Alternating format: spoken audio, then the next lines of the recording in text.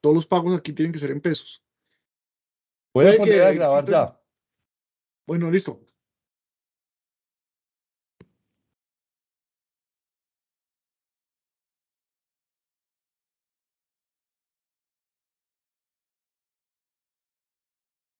Pero ya le diste entrar a la gente, no le da entrar a la gente. Sí, ya. Ya les voy a dar entrada.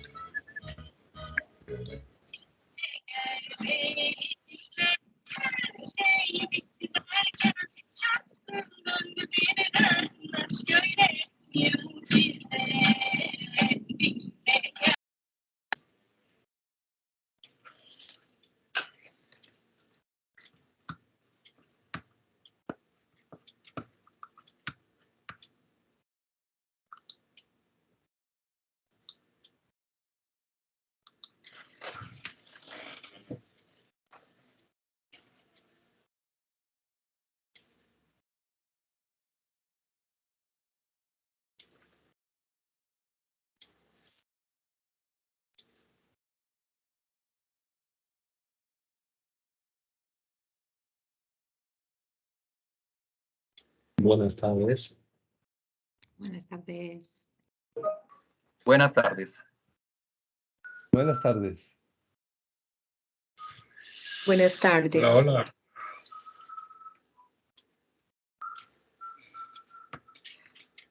hola. ¿Cómo están todos?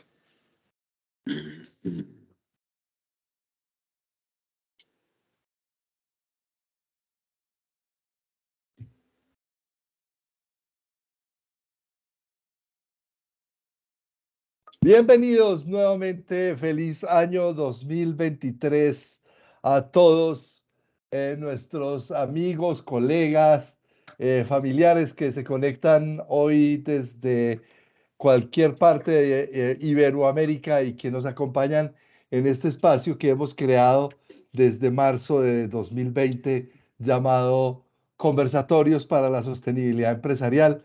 Hoy con un grupo de invitados de lujo, amigos, colegas, que queremos compartirles hoy nuestras visión y nuestras perspectivas de riesgos para el 2023, muy a propósito de todas las publicaciones que se vienen emitiendo a partir del Foro Económico Mundial, del Consejo Económico para América Latina, Naciones Unidas, la OEA y diferentes centros de estudio y pensamiento político y económico a lo largo y ancho de América Latina, y que nos muestran un panorama un poquitito oscuro, aciago, nebuloso para el 2023, pero que nosotros hoy queremos eh, aportar desde no un falso optimismo, pero sí una visión objetiva de cómo estas pulsiones de lo económico, lo político, lo social, lo legal,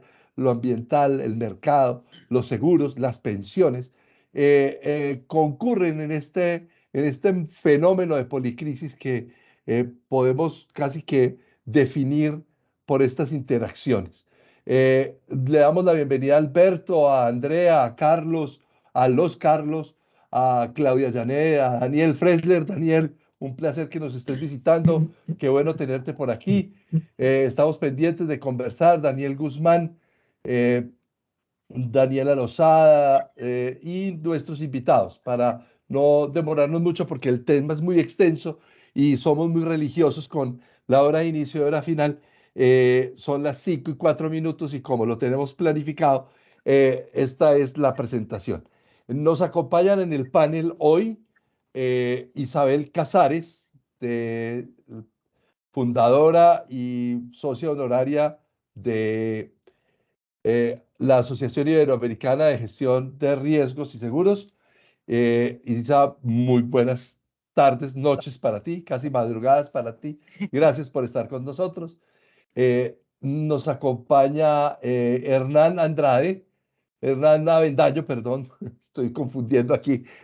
Hernán Avendaño, director de Investigaciones Económicas de la Federación Colombiana de Aseguradores, la entidad gremial que reúne a todas las compañías aseguradoras de la República de Colombia, representando a nuestro país. También está con nosotros Luis Cachay Huamán, un colega a quien apreciamos muchísimo, experto en temas de riesgos de mercado, ha trabajado en su país, Perú, durante muchísimos años en banca privada y en la Asociación Nacional de Bancos. Es una persona muy reconocida en su país y toda una autoridad en el tema de riesgos de mercado.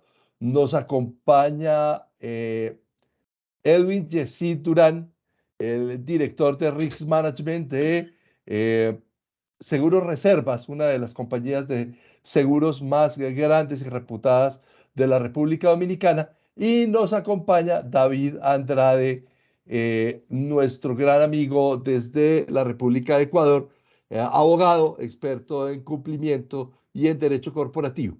Estos son nuestros invitados y estas son las preguntas. La mecánica hoy es muy sencilla, es la de todos los conversatorios, pero por el número importante de personas que están conectados y se van a conectar y por la escasez de tiempo, vamos a hacer un ejercicio fácil y es, en conversatorios normalmente cuando usted puede levantar la mano en reacciones en la parte de arriba y le damos la palabra y entra. Aquí hoy nos vamos a hacer un poquitito más rígidos, entonces yo le voy a hacer las preguntas a nuestros invitados, unas preguntas a nuestros invitados aportan desde su perspectiva el aporte que tienen para el foro. Empezamos por Isabel, luego por Hernán, luego por Luis, luego por David y finalmente con Edwin. Y después de la intervención de cada uno tenemos 5 minutitos para que ustedes levanten la mano y hagan sus preguntas o aporten sus comentarios. Breves, por favor, para que alcancemos a desarrollar todo nuestro foro. Entonces, sin más, empecemos. Isabel, muchísimas gracias nuevamente por trasnocharte con nosotros. Vamos a empezar con Hernán Avendaño. Vamos a hablar sobre perspectiva económica y vamos a hablar sobre ese fantasma, ese coco que viene, que todo el mundo anuncia, pero que finalmente ha habido como 10 años anunciando esto, hasta que por fin parece que asoma la cabeza, y es todo este fenómeno de la devaluación, la inflación, la recesión. Entonces, hablemos, Hernán, en primera instancia, ¿cómo afecta el entorno global el crecimiento de América Latina? Muchas gracias, Carlos. Un cordial saludo para todos mis colegas de panel y para todos los asistentes. Un feliz año, un buen comienzo con este foro. Pues, Carlos, mira, yo creo que nos toca enmarcar lo que está ocurriendo, lo que puede ocurrir en América Latina con lo que está ocurriendo en la economía mundial. Y lo que está ocurriendo en la economía mundial, pues es una creciente incertidumbre. Estamos viendo en los últimos años el surgimiento de una serie de riesgos emergentes, muchas veces no previstos por nadie. En algunos casos después siempre aparecen los gurús que dijeron que lo habían predicho, pero bueno, eso es otro tema. Pero por ejemplo, recordemos cómo tuvimos un año, una pandemia que nos cambió la vida a todos. Luego, el año pasado tuvimos una guerra, la invasión de Rusia a Ucrania, que también cambió muchísimas cosas. Y a partir del año pasado empezó a surgir otra forma de riesgo emergente, que es lo que se denomina policrisis, que empezó siendo llamado así aisladamente, entre otras, por un historiador que se llama Adam Tooze, y ha venido ganando espacio, de forma que incluso en el último informe del Foro Económico Mundial que salió esta semana, hablan ya del tema de policrisis. Y la policrisis no es más que la presencia simultánea de varias crisis que se retroalimentan. Ese es el problema grande que hay, es la novedad que hay, es la retroalimentación de crisis que hacen que, en términos de lo que tú afirmas, el efecto de esa combinación sea superior al de cada uno de los crisis aisladas. Es decir, si yo tengo Rusia-Ucrania, por un lado, tiene unos efectos, pero a eso le pega la inflación y se retroalimenta con la inflación. La suma de Rusia-Ucrania más inflación es más grande que solo Rusia o solo Ucrania, y si los pudiera sumar, es solo inflación si los pudiera sumar aisladamente. Entonces, lo que tenemos este año como línea conductora y como la palabra que se va a poner más en boga va a ser policrisis, aun cuando el diccionario Collins habla de un tema que es permacrisis. La palabra del año 22 es permacrisis. Bien, entonces en el mundo lo que estamos esperando en ese entorno es una desaceleración muy fuerte, ya lo están diciendo Fondo Monetario Internacional, lo viene diciendo mucha gente, posiblemente entremos en una recesión. En una recesión, el crecimiento económico va a bajar de 5,9 que crecimos en el 2,1 en el 2021 a 1,7 en este año posiblemente. Es una tasa muy baja de crecimiento. Y en ese 1,7 puede haber algunas economías que entren en crisis, es decir, que tengan variaciones negativas de su PIB. Vamos a tener obviamente una desaceleración del comercio mundial.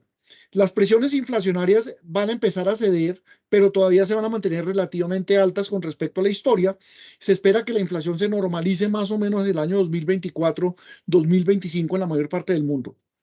Y alrededor de esto, pues hay unos riesgos que pueden ser los predominantes, que son un riesgo de suministro de energía, dependiendo de cómo evolucione el conflicto y cómo evolucione todo este tema de la imposición de un precio máximo de $60 al petróleo ruso, cuál sea la reacción de Rusia frente a eso que está amenazando con tomar decisiones fuertes.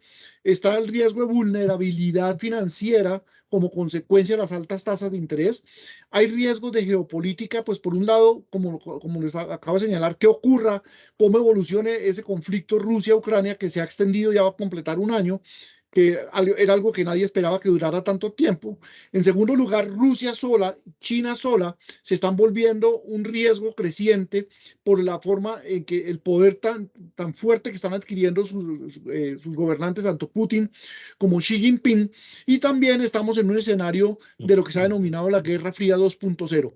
Y el Foro Económico Mundial también resalta algo que es la crisis del costo de vida, una posible crisis de alimentos y posibilidades de crisis de energía. Ese es el entorno en el cual América Latina se va a desarrollar y obviamente ese entorno nos pega. ¿Y nos pega a través de qué? Nos pega a través de un menor crecimiento económico también. La tasa de crecimiento de América Latina, que fue 3,7, se estima que fue en el año 22, se estima que escasamente llega a 1,3% en 2022. Y al sumar los últimos 10 años, tendremos la tasa más baja de crecimiento en muchas décadas en América Latina. Se dice que esta será más baja, será otra década perdida. Una tasa de crecimiento inferior a la de los 80, que fue como consecuencia de la crisis de la deuda. Obviamente también vamos a tener una reducción de la inflación, ya lo empezamos a observar en varios países, en México, en Brasil, en Perú, empezamos a observar eso. En Colombia todavía no, en Colombia todavía está subiendo, pero se espera que empiece a bajar en unos pocos meses. También hay una idea que van a reducirse los flujos de capitales hacia América Latina y esto puede generar algún tipo de problemas de financiación en las balanzas de pagos.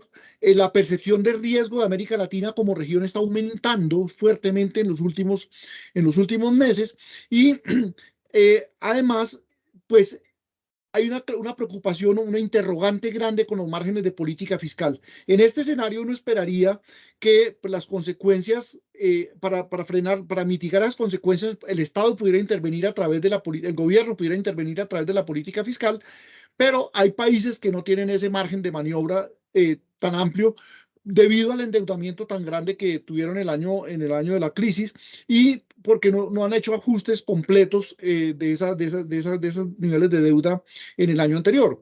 Entonces, esto plantea una serie de riesgos. El primero es si de esa recesión que se está pronosticando podemos caer en una crisis. todos los países de América Latina, con muy poquiticas excepciones de algunos países de las Antillas, van a disminuir su tasa de crecimiento entre el año 2022 y 2023. Por ahora solamente está previsto para las economías más importantes, una tasa negativa de crecimiento está prevista para Chile. En los pronósticos del Banco Mundial, una caída del 1 punto algo por ciento del PIB. En las demás, tasas de crecimiento muy bajas. En Colombia, por ejemplo, 1.3% pronostica Banco Mundial, pero Banco de la República pronostica 0.5. Esto implica que en los rangos de proyección podríamos perfectamente cabe la probabilidad de caer en una tasa negativa y esto implicaría pues problemas más serios. Eso podría llevar pues obviamente a frenar el mercado laboral con posibles incrementos en las tasas de desempleo. Recordemos que no todos los mercados de América Latina habían logrado reajustar los mercados laborales a los niveles prepandemia y esto pues plantea problemas. Colombia de nuevo es un país en el cual habría problemas en esa materia. Obviamente esto también va a tener repercusiones sobre la pobreza, sobre la distribución del ingreso y esto ya son palabras mayores porque como una de las consecuencias graves de la pandemia fue el aumento de la pobreza y eso todavía no se ha corregido. De hecho, no han salido datos todavía del impacto definitivo, pero todas las estimaciones apuntan a que hubo un aumento de la pobreza y esto podría haberse agravado con una situación de desaceleración. De otro lado, se está viendo toda esta marea rosa con posible incremento de políticas populistas que podrían agravar las situaciones fiscales y este sería también otro tema a tener en cuenta porque pues todo este tema de pobreza, de aumento de la desigualdad, etcétera, podría llevar de nuevo a despertar eso que está dormido, medio dormido allí, que es el malestar social que venía antes de la pandemia, que ha tenido algunas expresiones ya por allí aisladas en algunos países y podríamos tener nuevamente una oleada de malestar social y estallidos populares en la región. Y lo otro que hay que estar alerta, pues es a los fenómenos climáticos extremos. Estamos viendo a nivel global todo el tema de calentamiento global, todos los efectos de esto, pero en América Latina en particular hay diversos estudios que muestran que es la región más afectada por los fenómenos climáticos extremos. Y lo estamos viviendo en carne propia en la región y en Colombia en particular. No sé si ha trascendido internacionalmente una vía completa, la vía panamericana está cerrada como consecuencia de un derrumbe ocasionado como consecuencia del invierno y este tipo de fenómenos podrían acentuarse. Es algo que es imprevisto, pero hay que tenerlo en el mapa porque ya tenemos unas estadísticas que muestran que la región, América Latina en general, es más propensa a ese tipo de fenómenos. Y en el documento que acaba de publicar el Foro Económico Mundial, destacan los analistas para los casos de América Latina, país por país, le preguntan cuáles son los riesgos principales que ven y aquí aparece como forma predominante el tema de aceleración de la inflación. Es decir, que eso está todavía muy marcado en nuestra región porque los niveles de inflación realmente han sido muy altos, están pegándole muy duro a la población de menores ingresos y entonces aparecen entre los primeros 5 factores, aparecen en casi todas las economías de la región el tema de la inflación. Pero algo que me llamó mucho la atención mirando estos detalles país por país es que aparece el tema del colapso del Estado como un riesgo muy importante. Está entre los 5 primeros en 12, miré 18 economías de América Latina y en 12 de ellas aparece el colapso del Estado como un problema grande. ¿Y eso a qué obedece? Pues a este tema de las extremas en las que estamos cayendo, son las extremas izquierdas o las extremas derechas y que están llevando a los riesgos de populismo. Hay algunos países que ya realmente se consideran totalitarios y posiblemente otro país se incorpore en ese grupo en lo que corra de este año y esto plantea pues también dificultades a corto plazo. Luego, pues tenemos también que hay que mirar, como Carlos lo decía al comienzo, también un tema de oportunidades. Y aquí hay varias oportunidades que lo que pasa es que se requiere sobre todo un tema de liderazgo muy importante para poder aprovechar esas oportunidades que pueden surgir. En primer lugar, está el tema de producción de alimentos. El mundo tiene un riesgo de hambrunas que se viene enunciando desde hace rato y América Latina siempre ha sido visto con un potencial de ser una despensa para el mundo. El problema es que nos hemos quedado en el potencial y no lo hemos concretado, no lo hemos aprovechado. Este tema de la inflación de alimentos se está exacerbando porque hay muchos países, hay 30 países productores, por lo menos, que han adoptado medidas de restricción a las exportaciones con el objetivo de garantizar el abastecimiento del mercado interno, pero eso hace que internacionalmente se acelere la inflación. Entonces, ahí hay unas oportunidades de proveer de alimentos al mundo en una situación en la cual se requieren y pues habría que ver cómo se aprovecha. La globalización también ha entrado en crisis, está en un proceso de reingeniería, digamos, y por eso se viene hablando cada vez con más frecuencia del nearshoring, que es la relocalización de empresas hacia los países foco, a los países desarrollados foco. Y uno de esos focos, pues, es Estados Unidos, y hay empresas que se están moviendo hacia Estados Unidos o hacia la región. Y entonces ya empieza a haber políticas de atracción de ese tipo de inversiones y esto implicaría también prepararse. Hay cosas que se pueden aprovechar en el corto plazo, pero hay otras que son de mediano y largo plazo, para lo cual se requeriría capital humano fortalecido en idiomas, en ciertas áreas técnicas que no tenemos y habría que empezar a fortalecerlas y de pronto desarrollar estrategias conjuntas. De nuevo aquí digo yo el liderazgo. Hay una experiencia muy interesante en Alianza del Pacífico y es que los países de Alianza del Pacífico comparten, por ejemplo, las labores de gestión, de promoción, de exportaciones y de atracción de inversión. En oficinas se hacen trabajos conjuntos en diversos países. Si eso se lograra generalizar para la región, sería algo mucho más interesante de lo que pinta esta opción del nearshoring. También tenemos el tema del mercado de energía y de minerales estratégicos. En América Latina hay producción de productos como litio, cobalto, algunas tierras raras. En Colombia está el coltán, etcétera, que son fundamentales para la producción de tecnología y que frente a lo que se está viendo en una guerra fría 2.0, pues hay problemas, sobre todo porque China es la gran potencia en ese tipo de productos. Hay una ley en Estados Unidos también que abre oportunidades, que es la ley de reducción de la inflación, en la cual dan ciertas prebendas para el fortalecimiento de energías limpias. Por ejemplo, para los componentes de ciertas baterías, la ley establece que deben ser fabricados en Estados Unidos o en países con los cuales Estados Unidos tenga TLCs, y esto le abre ventajas grandes para los países para países de la región. También tenemos, pues, de nuevo, un tema que siempre nos hemos acostumbrado siempre a mirar, que Venezuela es cuánto va a caer este año, cuánto va a caer este año, cuánto va a caer este año. Ya entró, parece que llegó a un punto de inflexión el año pasado, creció. Sí. Y empieza a crecer fuertemente. Empezamos a restablecer relaciones con ellos, varios países. Ya Colombia está en relaciones nuevamente y esto abre un montón de oportunidades para países. Para Colombia ciertamente son oportunidades que ya se están concretando. Esta semana se abrió el puente totalmente y se abrió el tráfico de camiones y está nuevamente entrando a fluir productos de exportación de Colombia hacia Venezuela, pero también Ecuador, Perú, como socios anteriores del Grupo Andino, pues teníamos unas relaciones comerciales muy fuertes con Venezuela que pueden empezar a ser aprovechadas. Brasil mismo también puede empezar a aprovechar esto.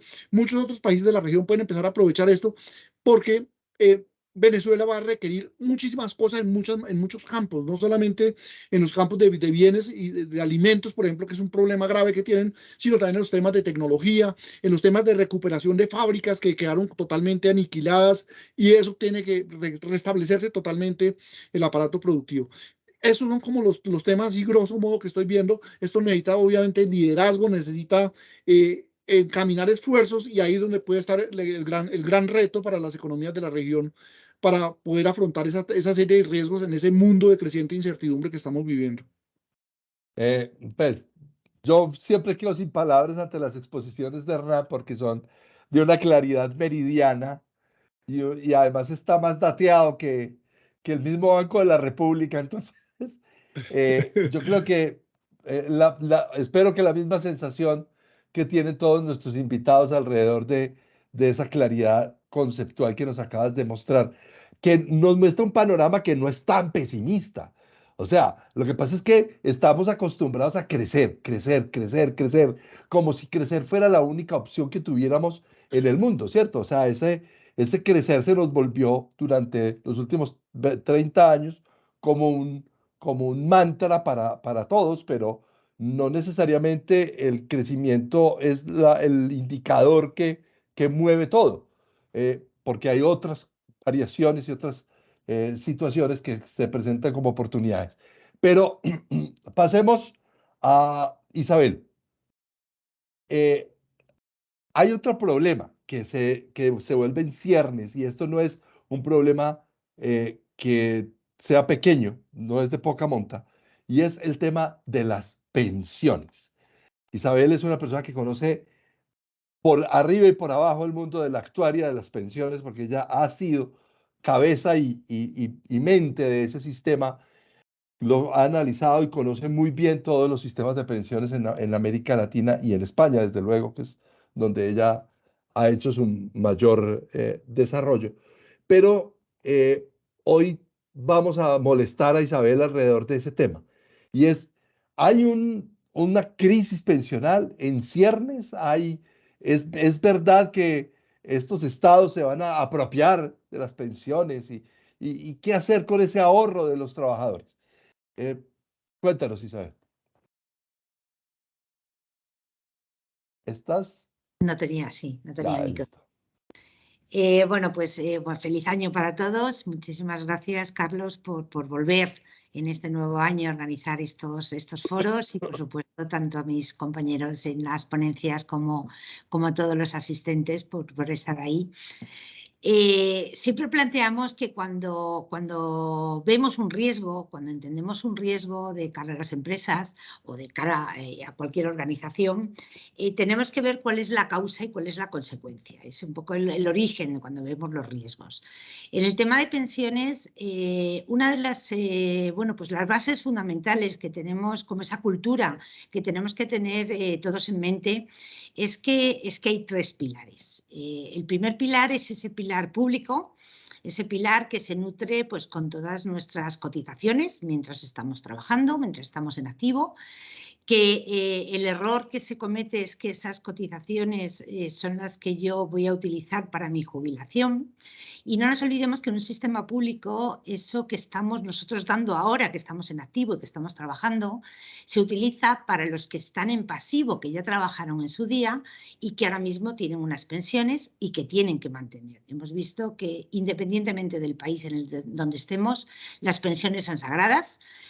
Cuando hay crecimiento, crecen al ritmo del crecimiento que hay en cada uno de los países, pero nosotros seguimos cotizando para que en un futuro podamos tener ese complemento de pensión, pero no porque lo que aportemos ahora se nos va a ir acumulando de cara a la jubilación, sino porque cuando lleguemos nosotros habrá activos, habrá trabajadores que cotizarán por nosotros. ¿Qué es lo que pasa? Que cuando se hacen los cálculos, y sobre todo por los distintos gobiernos, al final son estadísticas. Es, bueno, pues cuál es la esperanza de vida que tengo, cuántas pensiones voy a pagar, cuántas personas en activo van a pagar esas cotizaciones para nutrir todas esas pensiones, cuántos nuevos cotizantes va a haber, pues con la natalidad que haya.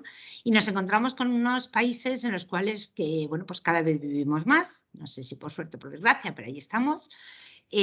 Cada vez nos obligan a estudiar más y a tener muchos más conocimientos, con lo cual implica que nos casamos más tarde y tenemos menos hijos de los que tenían nuestros antecesores y por lo tanto pues esa demografía va cambiando de una forma importante.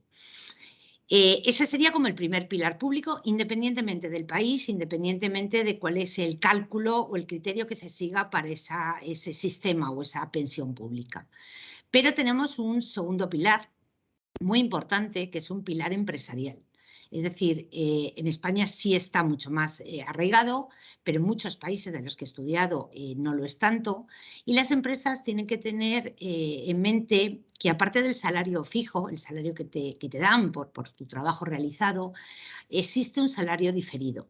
Ese salario que además es muy beneficioso para las empresas porque implica que si tú te jubilas en una empresa, te complementan parte, lógicamente, para cubrir o para complementar esas pensiones públicas que hemos comentado del primer pilar. ¿Qué quiere decir? Que en todos los países deberíamos de tener, aunque sea una cantidad pequeña, no hace falta que sean cantidades importantes, pero un concepto de ese salario diferido que permite que bueno, pues nos concienciemos de esa cultura de que realmente bueno, pues tenemos que ahorrar en base al trabajo que estamos realizando. Si eso se hace en base a nuestras cotizaciones, tanto por parte nuestra como trabajadores, como por parte de la empresa, complementa ese primer pilar para, lógicamente, tener una pensión digna, para tener un complemento cuando llegue a nuestra jubilación, independientemente la edad que sea cuando te jubiles. Y, por supuesto, tiene que haber un tercer pilar. ¿Por qué? Y yo lo veo con las últimas manifestaciones en todos los países que ha habido cambios de hipótesis con el tema de jubilaciones, con el tema de las pensiones, es el hecho de que yo espero cuando me jubile cobrar lo mismo que cuando tenía un sueldo. Y ese es un error muy importante porque yo no puedo tener un sistema de pensiones en el cual mi pensión sea similar al salario que yo tengo. Si partimos de la base de que es una pensión digna, suficiente y un tercio de esos 3 pilares que me van a complementar, evidentemente los niveles de vida de cada una de las personas son totalmente distintos, el nivel social, el estatus que tú tienes, y cada uno va a ir complementando en cada uno de esos pilares, en el primero en función de tu salario, tus cotizaciones que van a ser mayores, el segundo en base a los salarios de la empresa, que cuanto más salario evidentemente puede haber más complemento, y en el tercero por tu propia economía, por tu propio ahorro dentro de la empresa. Por lo tanto, si somos conscientes de que nuestras pensiones públicas tienen 3 patas y que todos aportamos a cada una de ellas, muchos de los problemas que están surgiendo evidentemente se solventarían. Al final no nos olvidemos de que la parte pública no deja de tener unos presupuestos generales del Estado en el cual se reparte mucha parte para lo que es la seguridad social de cualquier país y por lo tanto tenemos un aporte, mayor o menor, pero un aporte constante. La parte empresarial, al final, son salarios, son empresarios que pagan por nuestros servicios y, por lo tanto, pueden tener previsto perfectamente ese complemento. Y, por supuesto, pues la parte privada, pues lo que en cada una de las economías cada uno pudiera tener. Yo creo que con un planteamiento global de lo que es el concepto de nuestras futuras pensiones, el concepto de que yo ahora mismo aporto para los que ya están jubilados, ya son pensionistas, ya han trabajado una serie de años, el que cada país establezca una edad de jubilación, establezca un número de años cotizados para cobrar más o menos pensión, establezca una posibilidad de que en un determinado momento yo pueda adelantar esa jubilación con un cierto porcentaje, con una penalización, es lo que nos lleva a entender el concepto de pensiones, a entender el concepto de continuación de la vida laboral y sobre todo entender que muchas decisiones tomadas por muchos empresarios lo hemos vivido en época de pandemia, lo hemos vivido en épocas de crisis, en las cuales pues la economía va mal y la empresa decide pues cerrar. Cerrar implica prejubilaciones, implica despidos, implica en muchos casos indemnizaciones, pero indemnizaciones insuficientes para poder complementar nuestras pensiones y sobre todo en determinadas edades en las cuales, por desgracia, nos cuesta mucho más entrar en el mercado laboral. No es lo mismo cuando eres joven, que tienes muchas más opciones que a unas determinadas edades. Por lo tanto, yo creo que con esos 3 pilares, si somos capaces de dar para luego poder recibir y somos capaces de aportar nuestro granito en cada uno de ellos, no es la panacea para solucionar nuestro problema de pensiones, pero sí es un paso muy importante para que ese concepto de estoy perdiendo de lo que he aportado, me están engañando, las pensiones son ridículas, yo creo que llegaríamos a entender cuál es el concepto de complemento de pensión, qué es lo que voy a necesitar. No es un lucro, no es hacernos ricos cuando lleguemos a la jubilación y hay muchos instrumentos en el camino que nos van a permitir en muchos casos llegar a complementarlo. Ahora mismo lo estamos viviendo con unas subidas de tipos de interés que hemos tenido, tipos negativos, y hay muchas posibilidades en las cuales en cada uno de los 3 pilares y en cada una de esas 3 columnas vertebrales que tenemos para nuestro sistema de pensiones, podemos llegar a solventarlo. El mayor problema también que veo es la comparativa. es muy fácil establecer esos cuadros que aparecen periódicamente de comparativas en determinados países, te jubilan a los 60, 65, 70, necesito menos años cotizados, puedo optar a determinadas cuantías, tanto de la parte pública como la parte privada.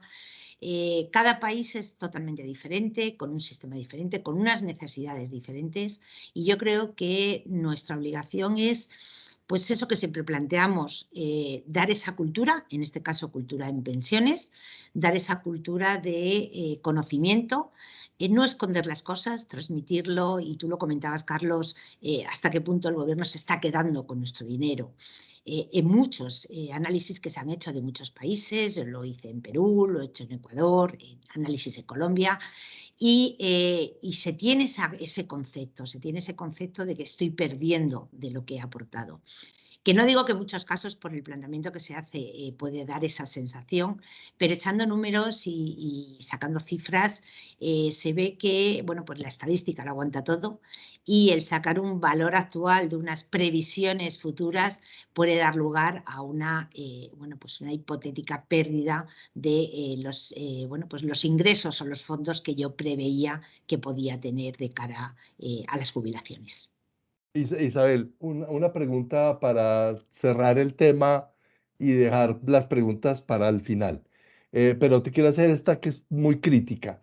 En los sistemas pensionales, pues las empresas que administran los fondos privados, que administran los fondos de pensiones, o incluso el gobierno, no, la única manera de hacer que esos fondos sean rentables son mover ese dinero. Ese dinero no es una caja quieta, sino que ese dinero se tiene que mover en algo que cree otros márgenes de rentabilidad.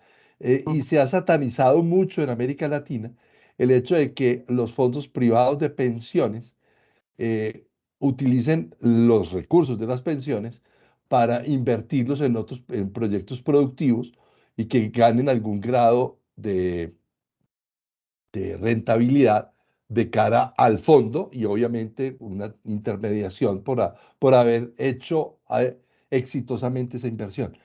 Esto es muy... En los gobiernos populistas se vuelve eso una cosa satánica, porque entonces los privados se están enriqueciendo con la plata de los dinero de los ahorradores, ¿cierto? Y se meten eso en la cabeza y lo taladran, pero es que eso genera empleo. Yo quisiera escuchar algo de tu visión del tema. Vale, ahí hay tres patas importantes. La primera que tú has comentado es la rentabilidad del dinero por parte del gobierno. Cuando el gobierno maneja el dinero, tanto de pensiones como cualquier presupuesto que tiene que trabajar o tiene que manejarlo de una forma prudente. ¿Qué quiere decir? Que no puede ir a bolsa, que no puede invertir en determinados activos que pues generan un riesgo porque podría Claro. llegar a perderlo. Con lo cual nos vamos a obligaciones del Estado, nos vamos a bonos pues de renta fija, que sí que es verdad que en momentos en que la rentabilidad de renta fija es alta, pero imaginaros cómo está ahora. Entonces, lógicamente, tiene su fluctuación. La duración que tú puedes tener esa rentabilidad, al final es una duración, es un tiempo, ¿vale? Que cuando tienes que renovarlo te puedes encontrar con que tengas o no tengas mercado financiero para poderlo rentabilizar.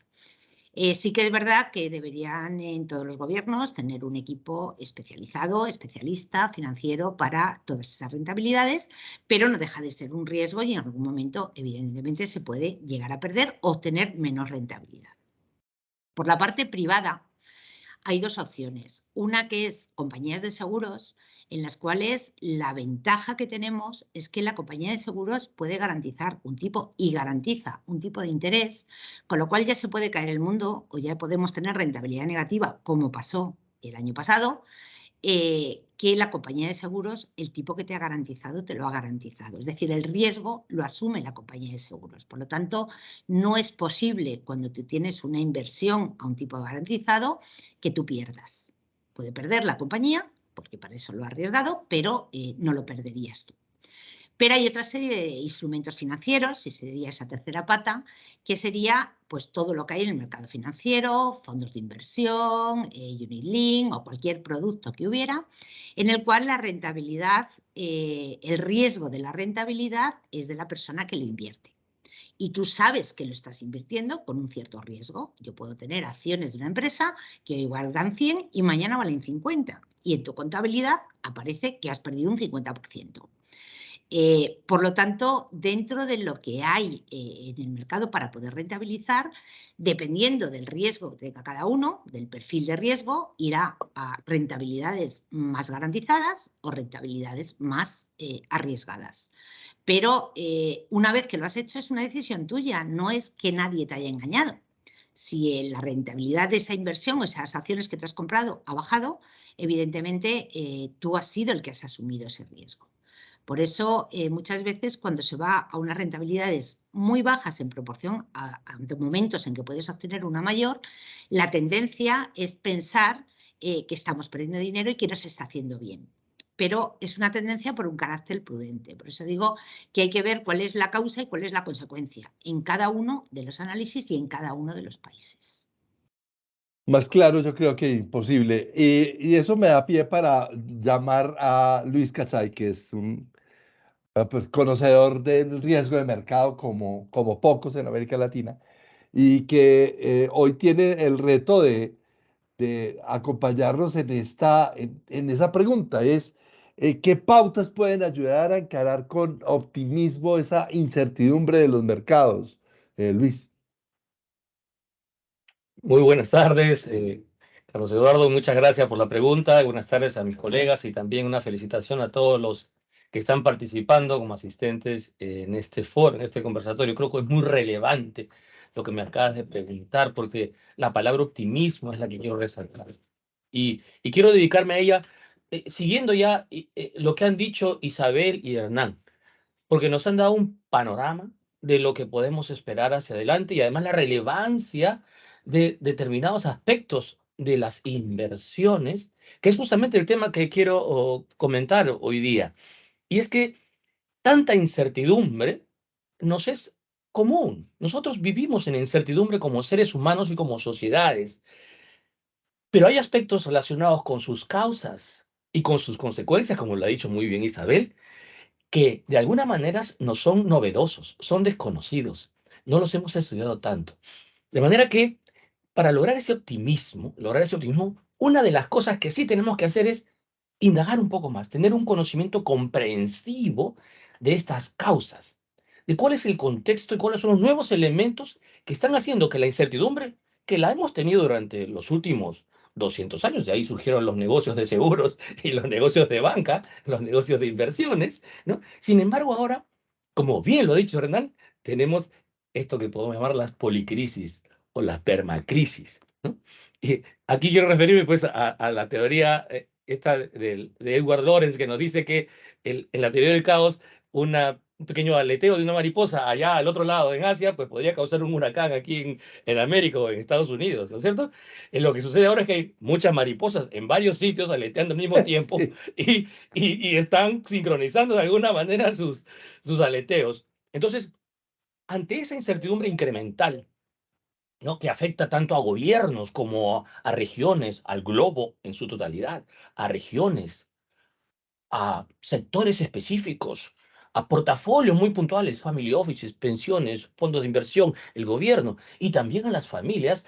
Esta imagen de que a lo grande afecta y a lo pequeño también, pues yo lo tengo una mirada geométrica como un fractal, como un fractal. Así como sucede en lo grande, sucede en lo pequeño y no tenemos capacidad para controlar con exactitud los efectos. Por lo tanto, algo tenemos que hacer para que a pesar de esa incertidumbre incremental, podamos tener optimismo. Hay un elemento clave para lograr ese optimismo. Uno de ellos lo acabo de mencionar, que tiene que ver con un conocimiento comprensivo de las causas y de las consecuencias. En el medio está la acción que vamos a tomar. Y es bueno que este foro exista porque eso es parte de las acciones que hay que tomar. La perspectiva, la previsión. Eso es lo que estamos haciendo. Estamos alertando a todos los que están aquí y seguramente a todos los que puedan ver este video de diferentes elementos que van a afectar ese futuro. Lo segundo que necesitamos tener es que el ambiente, el contexto, el entorno, lo acaba de decir también Hernán, el entorno se hace cada vez más complejo, cada vez menos predecible. ¿Qué es lo más predecible? Lo que está más cerca a mí. Y por lo tanto, la palabra riesgos de mercado yo la traslado a los riesgos en los mercados, estos mercados interconectados que están creando permanentemente precios y que han sido afectados por una serie de eventos, entre ellos el COVID, la guerra, las disrupciones de la cadena de suministro, los incrementos del petróleo en particular, que son energía, los cambios demográficos. Todos estos están afectando los precios en los mercados, que afectan tanto a las grandes corporaciones como a los pequeños negocios. Y también se refirió Hernán a los aspectos políticos y sociales, estos reclamos que de alguna manera están enfocados, y lo hemos enfocado en Latinoamérica, en los reclamos de grupos sociales por mejores, digamos, servicios, mejores suministros, URIA, por ejemplo, con apoyo de los gobiernos. Entonces, este es el otro elemento, el contexto, que podemos, en el caso del clima, pues asociarlo con los cambios climáticos y los efectos de estos incrementos de la marea o de las lluvias o de las sequías, que también afectan de manera cíclica al Perú y a toda la región. Ese es el segundo elemento, conocer las causas y los impactos de estos cambios climáticos, porque van a afectar los mercados. Todas las empresas, todas en absoluto, van a tener insumos que de alguna manera están vinculados con el mundo.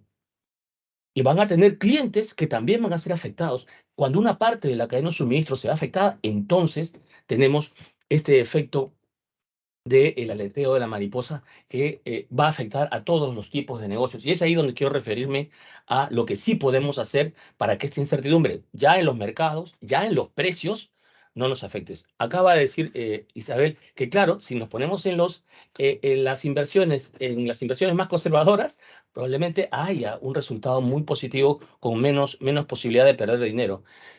Pero ahí surge el fantasma de la inflación, que se puede comer todo ese rendimiento que es relativamente bajo. Entonces, eso es otro elemento que surge de este análisis del contexto. En tercer lugar, voy al componente de la sociedad, las personas, que es el componente clave. Porque como empresa, nosotros tenemos responsabilidad sobre nuestros trabajadores, sobre sus sueldos y eventualmente en algunas entidades con sus pensiones, ¿no? En algunos países estas pensiones han sido asignadas a AFPs, a administradoras de fondos de pensiones, a empresas de seguros, o a veces es la propia empresa la que se responsabiliza, y ahí la gran responsabilidad de tener claridad respecto de cómo se van a obtener los rendimientos de estos fondos. Y aquí quiero referirme igual, en el caso de esta responsabilidad, a las cifras que se dicen respecto del empleo. Se habla de que la inflación es atacada directamente con una subida de tasas y las subidas de tasas afectan directamente el nivel de producción y este nivel de producción, por supuesto, genera desempleo. Por cada 1% de desempleo que se incrementa en una sociedad que tiene una población económicamente activa de 10 millones, estamos hablando de 100.000 personas, pero no son solo personas, son familias. Entonces, las cifras hay que mirarlas con cara, con rostro.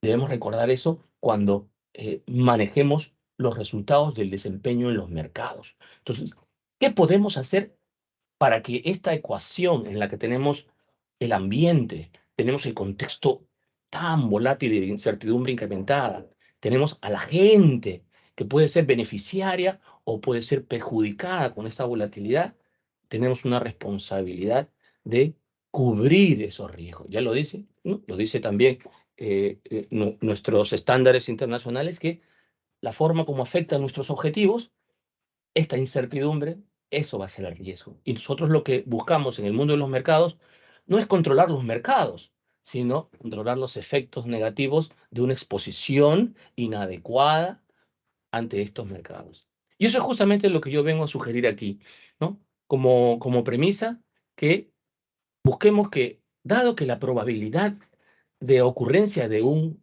efecto negativo de este movimiento es evidente porque tenemos una serie de eventos que están generándolo, entonces nos toca manejar la exposición. Y esta exposición debe hacer con responsabilidad, como bien lo acaba de decir Isabel, en función de los objetivos y en función de cada realidad en cada país. Y en tercer lugar, tenemos que tener el elemento del aseguramiento o de la capacidad que tenemos para recuperarnos. Poco capital, no puedes ponerlo mucho. Con mucho capital, quizás la espalda financiera me permita hacerlo. Entonces, cada empresa tendrá que tomar en cuenta su realidad para poder plantearse una exposición del tamaño que crea conveniente. Para eso tenemos los mercados financieros que también ofrecen las coberturas, ¿no? En términos financieros están las coberturas de los mercados, que pueden ser desde coberturas crediticias, coberturas de tasa de interés, coberturas de liquidez, reservas de liquidez, que es necesario mantener en un nivel adecuado dentro del apetito que cada organización se establece para sí misma. Y en el mundo, por supuesto, de los riesgos no financieros están los seguros, que es algo cuya cultura seguramente discutiremos en el futuro. Para finalizar, yo quiero enfocar en cuál es el elemento clave para lograr que pasemos de la incertidumbre en los mercados a el optimismo en las decisiones empresariales. El optimismo es la optimización de los resultados sujetos a unas restricciones que están dadas por este contexto de incertidumbre. ¿Qué cosas sí puedo hacer? Yo puedo crear un clima de confianza. Confianza en lo que sí puedo hacer, porque no controlo lo que hacen los otros, no controlo el contexto, pero sí controlo lo que yo puedo hacer. Y yo puedo hacer alianzas con toda mi cadena de suministros. Puedo hacer convenios con toda mi cadena de clientes. Puedo hacer conversaciones razonables con las entidades gubernamentales para identificar aspectos de cumplimiento que no están generando eficiencias en la creación de valor económico. Puedo hacer acuerdos con mis stakeholders, con mis trabajadores, para mejorar aquellos aspectos que nos están restando competitividad. Fíjese la importancia. Y esto no solamente con mi empresa. Puedo hacer acuerdos interinstitucionales o intersectoriales para poder enfrentar con optimismo la incertidumbre que se genera en estos mercados. Y por supuesto, solamente para terminar, quería citar, tengo acá un texto de Roosevelt Moss que habla de la confianza, ¿no? Crear confianza implica que un líder debe crear un contexto en que estos stakeholders, principalmente trabajadores, clientes, proveedores, sientan que pueden hacer sostenible esta relación.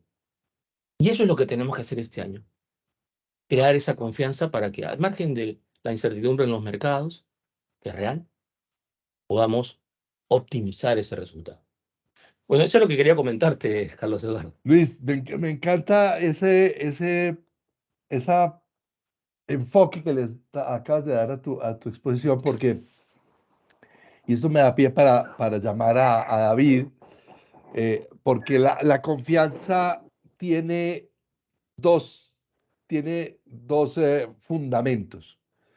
Que yo tenga la capacidad, pero que yo sea honesto con mis capacidades, ¿cierto? O sea, esos dos pilares crean confianza y la comunicación. En ese tercer pilar o esa, digamos que esa mesa de los dos pilares, que es la comunicación, la comunicación franca y abierta con los stakeholders, con los grupos de interés, para poder convocarlos, llamarlos y hacer acuerdos y llamarlos al optimismo, no la utopía, no la utopía política que muchos políticos de derecha o de izquierda nos han he puesto a soñar a muchas personas. Es hablar sobre hechos concretos y es qué capacidades tengo yo, qué capacidades tienes tú y cómo nos podemos juntar entre estas dos capacidades y a través de un buen esquema de comunicación y de marco regulatorio o de marco jurídico podamos generar confianza. Yo creo que para todos los que nos están acompañando hoy, yo creo que esa es la gran lección que queríamos derivar y ponerles a todos. El Foro Económico Mundial, el Fondo Monetario Internacional, el Consejo Económico para América Latina, Naciones Unidas, todos hablan de desesperanza, desesperanza, desesperanza. Pero yo creo que, listo, cuando las cosas se están poniendo mal, no podemos volvernos pesimistas, porque ahí sí la cosa se va a volver peor. Entonces, llamar a la confianza me parece que es un muy atinado de tu parte, Luis, y te agradezco muchísimo por eso.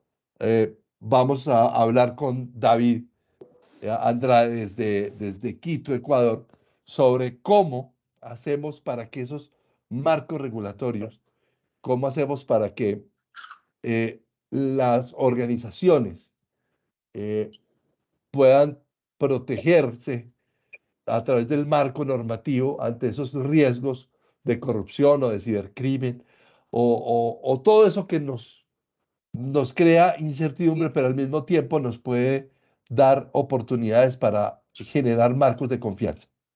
David. Bueno, buenas noches con todos, Carlos. Muchas gracias por la invitación, a mis compañeros panelistas, a las personas que están presentes. Muchas gracias por honrarnos con su presencia. Eh, Quisiera seguir con la misma línea de todo lo que hemos venido escuchando hasta este momento. Hemos escuchado un mensaje bastante positivo en cuanto a, si bien es cierto, existen panoramas que van a ser adversos, existen eventos de shock que nos van a sacudir un poquito el tema de las cosas de cómo se venían dando. No es que precisamente vengamos del mejor de los momentos, tenemos unos antecedentes medio complicados y cada vez hemos seguido echándole más leña a esa hoguera con cada una de las cosas que nos han sucedido, COVID y demás. Entonces, creo que justamente lo que decía Luis, el tema de generar confianza, viene muy de la mano con el tema jurídico. Viene muy de la mano con algo que nosotros los abogados les debemos hoy por hoy a todos los mercados, les debemos hoy por hoy a todos los empresarios, a nuestros asesorados, a nuestros clientes en el sentido en el que nos volvimos muy tradicionales en un momento. O sea, la normativa tiene un ritmo completamente diferente a nivel legislativo en cuanto al avance y en cuanto a la vertiginosidad con la que se trabaja dentro de los mercados. O sea, los factores van cambiando, los panoramas se van dando vueltas y van volviendo cosas completamente diferentes que la normativa simplemente al tratar de ser tan específica se vuelve tan abundante y hay cosas que ya cuando se logra la norma sobre algo ya no existe. O sea, simplemente fue algo volátil que duró por ese momento y ya no está ahí. Entonces, uno es el tema de por parte de los legisladores de todos los países, nosotros lo tenemos a nivel mundial. Hay un ejemplo muy interesante por parte de la Unión Europea que se hablaba acerca de los ciberdelitos. Tienen una normativa espectacular que la mayoría de los países están empezando a revisar y próximamente vamos a verlo adoptado en muchos de nuestros países por cómo están adelantándose al futuro de lo que va a suceder sin establecer regulaciones o limitaciones sobre la parte punitiva, por ejemplo, sobre los ciberdelitos, sino que lo que están haciendo es, por el contrario, buscar previsiones de qué hacer y cómo protegerles a todos sus ciudadanos como para que las cosas que van sucediendo o los eventos estos adversos que se van dando en temas de ciberdelitos que cada vez son más frecuentes, empiecen a tener una planificación a priori y sea más preventivo que reactivo. Entonces, por ahí vamos un poco viendo cómo este espíritu, este tema normativo empieza a generar una transformación. Ya no nos volvemos simplemente castigadores sobre las cosas que hacemos, porque ya no es la prioridad. O sea, hay límites sobre los cuales ya no podemos, por esta globalización que tenemos en cuanto a temas de avances tecnológicos, ya no podemos controlar. O sea, ¿qué hago yo con un ciberataque que ocurre desde algún país de África o que ocurre en algún país de Medio Oriente? Cierran Colsanitas o agarran y destruyen de repente una base de datos, hay un ransomware, hay un montón de cosas que están sucediendo con eso. Entonces, en ese sentido, yo ya no tengo la capacidad de poder, ¿cómo le sanciono a alguien que está en Sudáfrica? ¿Cómo le sanciono a alguien que está en el Medio Oriente? Entonces, ¿qué tengo que hacer? Protegerles antes a través de mecanismos que permitan protegerles a las conexiones, que permitan proteger toda esa información que almacenan estas empresas acerca de los clientes, crear ciertos tipos firewalls o crear cierto tipo de regulaciones en las cuales yo tengo una previsión en cuanto a un riesgo que posiblemente va a suceder y tenga sobre eso. Otra cosa, justamente de lo que comenzábamos, de qué debemos nosotros hacia nuestros clientes y qué le debemos a los avances que han habido tanto en materia económica como en diferentes áreas, es toda esta innovación que está surgiendo al mundo. El derecho también tiene que innovar, tiene que transformarse. Entonces, aquí hemos venido hablando, nuestra firma es una de las pocas firmas que trabajan con ciertos contratos digitales que cada vez se vuelve más común y es algo muy interesante porque si bien es cierto en derecho civil uno puede hacer, tiene libertad sobre todo, excepto sobre lo que está prohibido, nosotros empezamos a buscar modelos alternativos en los cuales dejamos de lado a esa necesidad de contar con un abogado para firmar un instrumento jurídico, por ejemplo.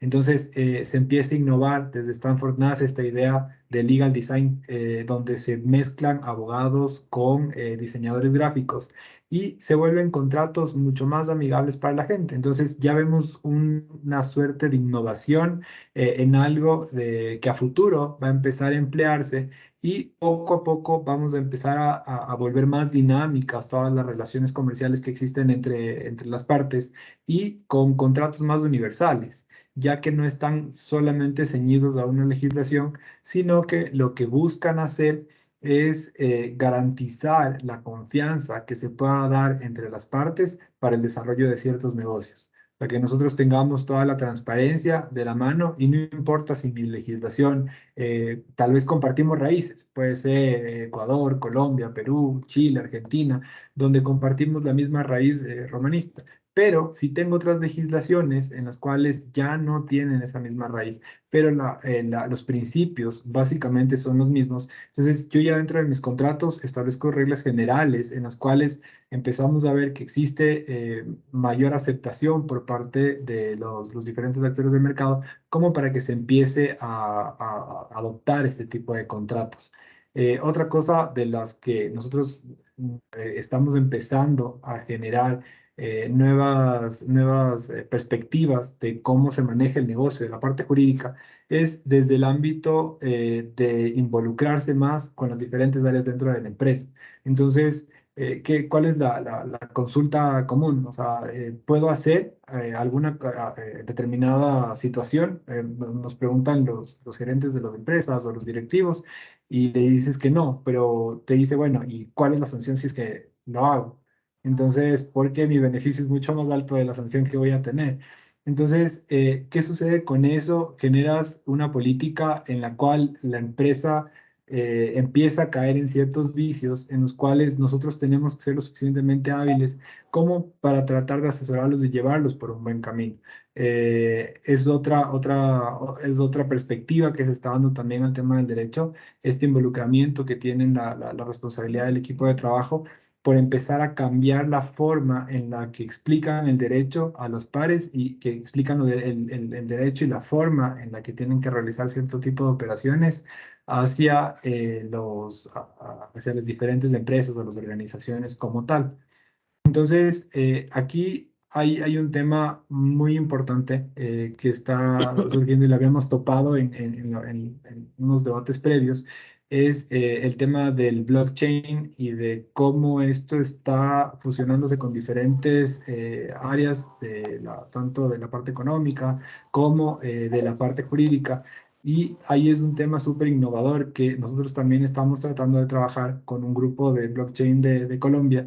Ellos lo que hacen es generar una suerte de huella sobre un contrato digital en cadena de bloques para empezar a hacer la venta de inmuebles, por ejemplo. Entonces, no quiere decir que voy a trabajar con criptomonedas en lo absoluto. Por el contrario, lo que me da es una garantía sobre lo que yo empiezo a trabajar dentro de los contratos que no puedan ser modificados y que tengan libre acceso para que cualquiera pueda verificar, cualquiera de las partes pueda verificar el contrato y sepa si es que existió alguna alteración, si es que existió alguna alteración con eso y me deriva eso también podría ser hacia el sector de los seguros, donde yo tengo una póliza de seguros que está establecida de una manera específica, en la cual yo tengo transparencia para que no se mueva el contrato, que no haya alteraciones sobre eso y se pueda tener más transparencia. Entonces, aquí el eje central de lo que quería venir acá es buscar ese punto de innovación que yo creo que nos hace falta a todos los abogados, que estamos trabajando muy, muy fuerte para que sea el punto sobre el cual nosotros empecemos a partir en este 2023. Yo creo que es un reto que nos va a llevar a los abogados a transformarnos, porque caso contrario, venimos trabajando de la misma manera desde hace décadas y la verdad es que ya no Siglos. tenemos, sí, también. Entonces, ya no tenemos la misma agilidad que se requiere dentro de los mercados. Entonces, ¿qué hace la gente? Empezar a prescindir de ciertas cosas y empezar a dejar de asesorarse de alguna manera con eso. Sin embargo, claro, hay riesgos sobre eso. Sobre lo cual nosotros tenemos ahí riesgos de corrupción, tenemos ya esta falta de protección que empiezan a existir hacia las organizaciones y ya no vamos al mismo ritmo y a la misma velocidad que van los mercados. Entonces, ahí es esta tarea que tenemos todos y yo creo que es una oportunidad muy, muy grande como para que todos empecemos a darle la vuelta desde el ámbito jurídico a la forma en la que hacemos contratos, a la forma en la que permitimos las relaciones entre nuestros clientes y la forma en la que también protegemos a nuestras empresas de ciberataques, de temas de corrupción, de cualquier otra cosa. Hay muchísima normativa que se está aplicando. Creo que ese debería ser una de las prioridades que tengan ahora, que las guerras ya no van a ser solamente físicas, ahora las guerras van a ser cibernéticas.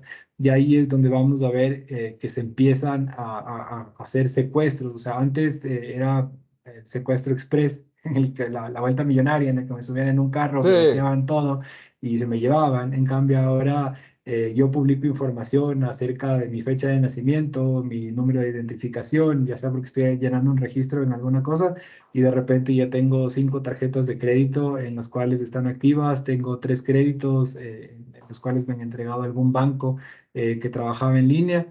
Y pues nada, o sea, lo he perdido todo y después de mostrar y salir de eso me tomará años y claro, y solamente para cerrar justo con ese ejemplo, es el tema del cuidado y la capacitación que se debe tener hacia la gente, porque la importancia de lo que tenemos, o sea, de esta protección, creo que también es una cosa que le debemos los abogados a la gente.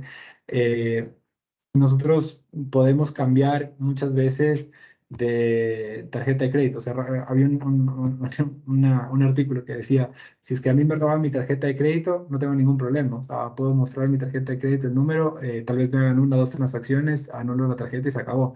Pero si es que me roban mi identificación, mi DNI, mi cédula de identidad, eso no lo puedo cambiar nunca. Entonces, ahí voy a tener un problema a lo largo del tiempo en el cual esté expuesto frente a cualquier tipo de robo, cualquier tipo de acción. David, tú pusiste de presente dos cosas que me parece que también es muy importante para nosotros. Pues primero, invitarlos a todos los que están hoy conectados. En el chat aparece un enlace de Google Forms para que por favor nos dejen su registro de la visita por un detalle en especial que tiene que ver con lo que acaba de decir David. Dentro de 8 días, el día 19 de enero, vamos a tener un conversatorio con Mónica Pérez, quien es una abogada especialista en data protection, trabaja en temas de protección de datos. Y ese conversatorio que lo empezamos el año pasado, por cierto, que lo tuvimos como una primera parte el año pasado en noviembre, lo vamos a retomar dentro de 8 días porque es absolutamente prioritario para todas las organizaciones entender los alcances que tiene esta nueva guerra, que es la ciberguerra que estamos viviendo a través del ransomware y este tipo de cosas. Entonces, por favor, déjenos sus datos para poder invitarlos, enviarle la invitación directamente para la conversación dentro de 8 días. Aproveché ese espacio tuyo, pero quiero resaltar el tema de que ya no estamos hablando del tema de cumplimiento, sino que estamos hablando del tema de integridad, de cómo darle sensación de integridad, de transparencia e integridad a todas las transacciones y no solamente de lo jurídico, sino también en lo que tiene que ver con los seguros y de cómo, lo mencionaba Hernán al principio, ese nearshoring, que es las cadenas cortas de abastecimiento en donde ya nos estamos no juntando con gente muy remota, sino con gente muy cercana para poder hacer esas sinergias de las nuevas cadenas de abastecimiento, tienen que estar muy bien reguladas para evitar riesgos legales y riesgos de compliance que también eh, mm, no son por la multa, es porque la reputación de la compañía vale más que la multa y vale más que el ingreso casual que va a poder recibir un empresario. Eso es lo que tenemos que nosotros como expertos en riesgos visibilizar a nuestros directivos y es, pues sí, la multa usted la puede pagar porque la plata que nos va a ingresar por ese negocio es muy alta, pero el tema de la integridad, el tema del cumplimiento, el tema de la transparencia, que es yo creo que el valor supremo que ahora estamos empezando a tratar de cuidar en todos nuestros países y en todos nuestros negocios, pues tendrán una significancia bastante grande.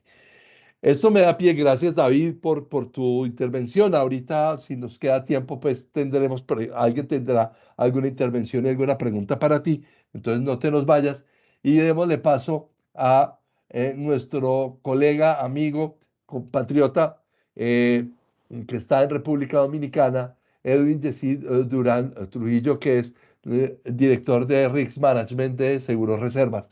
Edwin, ¿cómo estás? Carlos, muchas Ah, gracias. Muy bien, excelente y muy contento y muy feliz de estar aquí en este foro arrancando 2023 con retos y con entusiasmo. Eso, así es que tenemos que hacerlo todos. Entonces, bueno, todo esto tiene un panorama asiago, pero alguien decía, alguno de nuestros expositores en previos, tanto Luis Cachay como Hernán y todos, mejor dicho, han mencionado los seguros Ujú. como una forma de poder estar eh, protegido de alguna manera. Pero, ¿cómo pueden las compañías cedentes y las reaseguradoras disponer de soluciones que puedan ayudar a los clientes a mitigar esos riesgos, Edwin? Sí, Carlos, mira, estamos en un elemento.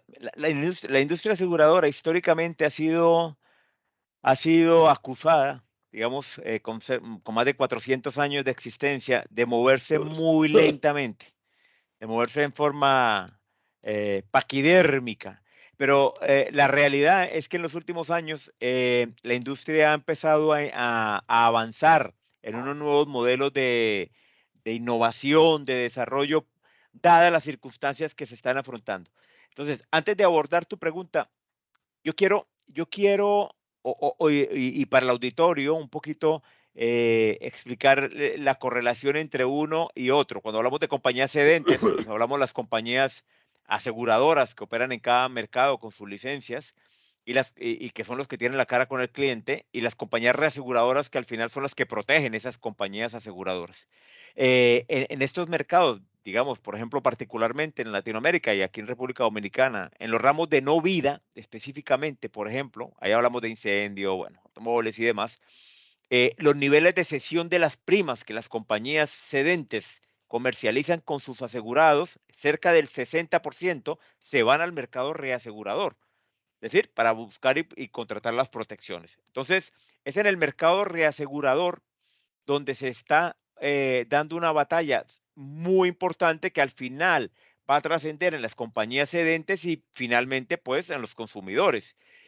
En algo muy sencillo que se llama, y es un principio que se utiliza mucho en reaseguro, y es el principio de las comunidades fuertes. Es decir, el reasegurador dice, conforme me vaya a mí en lo que tú me estás mandando o lo que yo estoy contratando, así te tiene que ir a ti. Digamos, la relación entre esa simbiosis tiene que ser Claro. perfecta. Si a mí me va bien, a ti te va bien. Si a mí me va mal, a ti te va a ir mal. Pero bueno, las claves de eso vienen de parámetros como establecer conjuntamente unos buenos elementos de suscripción. Ahora bien, interesante de este foro que se han nombrado muchas cosas que dan lugar a que se voltee la mirada, como lo dices, al mercado reasegurador y al mercado asegurador. Catástrofes naturales con mayor frecuencia y severidad, donde estamos hablando de elementos que eran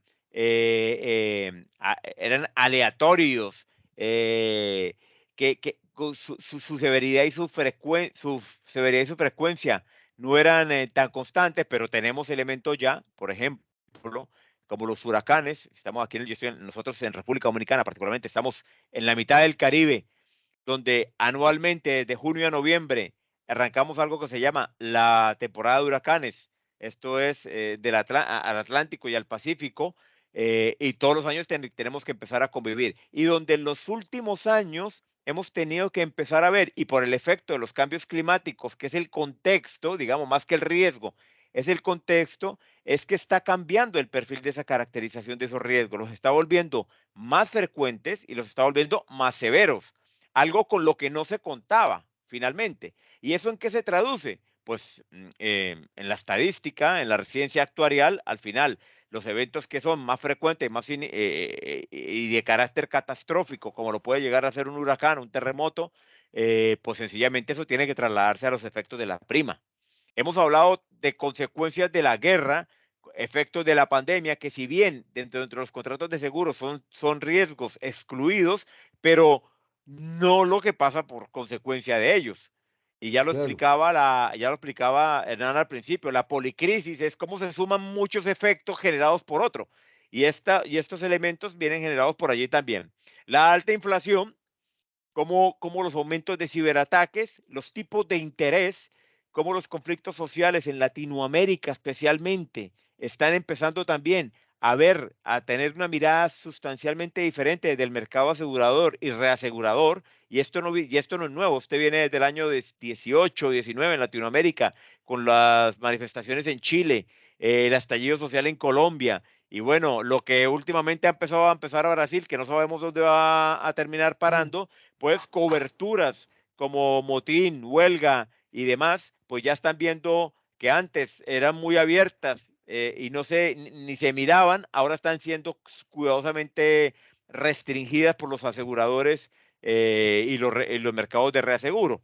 Tenemos los conflictos geopolíticos, los efectos cambiarios emergentes que encarecen las compras de protecciones, esa alza de las monedas locales con respecto al dólar, que hace más costoso para las compañías que tienen que contratar las protecciones, pues pagarlas, porque venden en monedas locales y la mayoría de los contratos, pues tienen que ser para compañías extranjeras como los reaseguradores pagados en dólares específicamente, bajos crecimientos en la economía sin recuperar incluso los niveles prepandémicos, lo explicaba Hernán al principio, cambios políticos y polarización política, proteccionismo, una Claro. mirada al proteccionismo, ¿cierto? Lo que hablabas también del nearshoring, el offshoring, que ya está reemplazando, lo que traerá nuevos riesgos.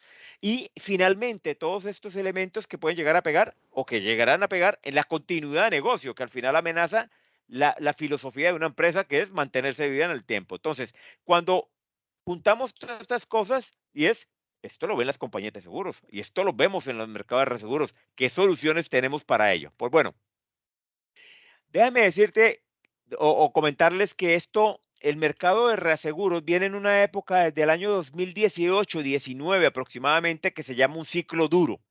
Eso es una subida, empezar a subir. Se nos cayó. Se nos cayó este muchacho. Algún huracán, algún huracán. Algún huracán. Sí. Algún huracán.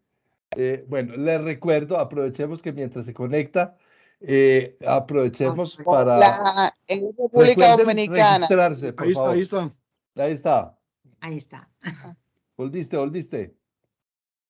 Ok, entonces decía, Pero, esto no es nuevo, esto es del 18, 19, ya traía un mercado duro que se ha dado largo, incluso con el interín de la pandemia, las condiciones de los mercados de reaseguro han seguido subiendo y el año pasado no fue un año sustancialmente bueno, para decir, según estimaciones iniciales, hay pérdidas para el mercado de reaseguros de más de 130.000 millones de dólares. Recordar, por mencionar solo alguno de ellos y quizás uno de los más importantes, el huracán Ian, que afectó la costa de la Florida. Dicen que ese reclamo puede costar entre 60.000 o 70.000 millones de dólares. Entonces, todo eso finalmente impacta la globalidad que tiene ese tipo de negocio de reaseguro. Entonces, ¿qué va a pasar ahí? ¿O qué perspectivas se tienen para el año 23? El mercado duro va a continuar, ¿cierto? No hay expectativas de una ralentización de la subida de precios que ya traen esa cola de hace 18, 19, salvo en algunos ramos. En la subida y el mercado duro se mantendrá en los ramos asociados a property, a los ramos de property. Quizás en algunos otros ramos ya alcanzó un nivel de estabilización, pero las pólizas de responsabilidad civil, directores y administradores, bueno, en fin, otra serie de ramos no atados tanto a protecciones que requieran una cobertura de carácter catastrófico, pero las condiciones no van a bajar. Entonces, hay los efectos, dentro de los efectos que hemos mencionado, que van impactando fuertemente eso, decíamos, el cambio climático y el contexto. La verdad es que esas pérdidas siguen siendo muy vulnerables, o las compañías reaseguradoras y aseguradoras seguimos siendo muy vulnerables a esas pérdidas de catástrofes naturales. Eh, Esto hace que el mercado sencillamente se tenga que volver y volver más duro porque el impacto en las tarifas que se están dando todavía no consiguen el equilibrio técnico que nos permita llegar a una estabilización de los precios. Eso impacta, decía, los resultados técnicos para los no conocedores. Al final es como la relación, es el ingreso operativo, es las primas que vendo, menos los siniestros, menos las comisiones, menos los gastos de funcionamiento. Al final, ese número final me tiene que dejar un ratio positivo, un número positivo, que sumado a los ingresos financieros nos va a permitir a nosotros tener en el contexto asegurador pues una actividad que siga siendo rentable, pero que lamentablemente por lo que hemos venido en lo largo de los tiempos no lo viene siendo y empieza a ajustarse. Puede resultar una oportunidad y estamos hablando también de esas posibilidades, no de las noticias malas, sino de qué posibilidades que va a existir nueva demanda en los contratos de reaseguro, ¿cierto? Estamos teniendo que salir ante estas circunstancias a contratar, pero nos estamos enfrentando a situaciones muy importantes y es, los mercados de reaseguro han tenido que bajar para protecciones de sus bases de capital, han tenido que bajar las capacidades que quieren poner en cada uno de los mercados. Digamos que para proteger sus cuentas y para proteger la estabilidad y sus indicadores de solvencia, ellos han tenido que reducir sus capacidades. ¿Qué es capacidad? Es cuánto dinero estamos dispuestos como mercado a poner en cada uno de los regiones del mundo donde nosotros estamos o donde ellos están trabajando. Eso implica que para ellos un gran reto, pero para nosotros como compañías cedentes, digamos los que estamos en ese negocio, también implica un reto muy importante, porque para poner el caso de la República Dominicana, este es un mercado que ha crecido a cerca de una tasa de un 5% anual, durante los últimos 12 años. O sea, el nivel de crecimiento del mercado, el nivel de aportación de industria que puede haber al mercado de reaseguro es importante, pero nos estamos encontrando que no hay capacidades. ¿Eso qué significa? Como no hay una capacidad, como no hay una oferta, como no hay demanda, sencillamente los precios también van a tener que subir para buscar esas capacidades. Y viene un reto muy importante para las compañías cedentes, nosotros, y es cómo logramos convencer a estos grandes mercados de reaseguro de que sea con nosotros que pueda llegar a colocar sus capacidades. Y para eso, internamente, nos hemos puesto y decíamos, ¿qué retos tenemos? Pues nosotros como compañías cedentes tenemos dos retos importantes. Uno, trabajar de la mano con los reaseguradores. ¿Cómo? Históricamente, normalmente se salían a hacer compras de contratos para hacer renovaciones de contratos automáticos en las protecciones catastróficas y también en las protecciones para los contratos de incendio y demás, y dábamos por un hecho que íbamos y negociábamos un precio. ¿A cambio de qué? Pues yo manejo mi cartera y manejo las exposiciones como yo creo que debemos manejarlo. Pues ahora no. Ahora nosotros tenemos que alinearnos a cómo el reasegurador está haciendo, porque sencillamente el conocimiento lo tiene, porque tiene un conocimiento global, nosotros tenemos el conocimiento local, y cómo ellos están viendo el país y cómo estamos viendo cómo las compañías cedentes están administrando sus portafolios de cartera y qué están haciendo en las políticas de suscripción. Sobre todo, entonces vamos a entrar en una etapa donde tenemos que ser bastante selectivos en los dos niveles que llamamos en compañía. ¿Y es cuál? Ese gran cliente que ha hecho mucho buen trabajo, que ha fortalecido sus niveles de control y protecciones, tratando de evitar que algo sucede, y aquel otro cliente que tenemos en los mercados donde sencillamente pues el tema precio es preponderante, pero el tema de protecciones al interno de sus organizaciones pues no viene siendo muy fuerte.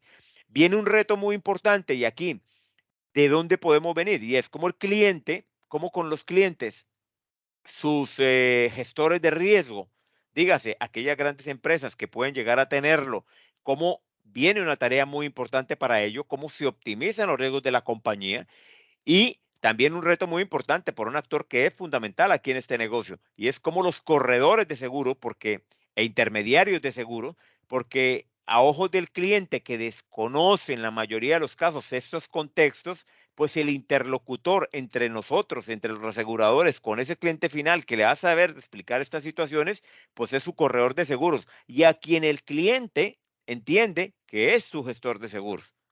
¿Cierto? Entonces, son ellos y de la mano con ellos vamos a tener que trabajar o venimos trabajando, por lo menos en el caso particular nuestro, es cómo volteamos también la mirada, ayudar al cliente a identificar los riesgos, cómo vamos aguas arriba, a ver desde dónde le pueden llegar los tiros a él para que sencillamente lo que nos tenga que transferir, nosotros pues sencillamente lo optimicemos y vayamos mejorando. ¿Para qué? Para que la calidad de nuestra cartera sea una cartera bastante apetecible en esas compañías de reaseguro, donde no va a haber café igual para todos, sino sencillamente van a tener que ser bastante selectivos y como las compañías entonces tenemos que salir a buscar estas oportunidades.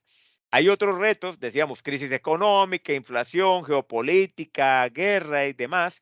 Bueno, son circunstancias que siempre han estado, pero insistimos, la buena disciplina de la suscripción y la fuerte selección de riesgos que podamos hacer, pues nos va a ayudar a perfilar esto para que sencillamente el mercado coja una ruta positiva. El año pasado no ha sido un buen año, si bien existieron utilidades, pero no ha sido un buen año. Fíjate que un último elemento, ya aquí para concluir, porque para respetar el tiempo, ojo con los mercados de reaseguro y normal. La gente cree que, o normalmente se piensa que cuando se tiene una compañía de reaseguro, se tiene una compañía con una gran cantidad de millones expuestas para poner y asumir riesgos y en caso de que se materialicen pagarlos. No, cuidado, así la naturaleza del reaseguro funciona en que el riesgo se tiene que atomizar.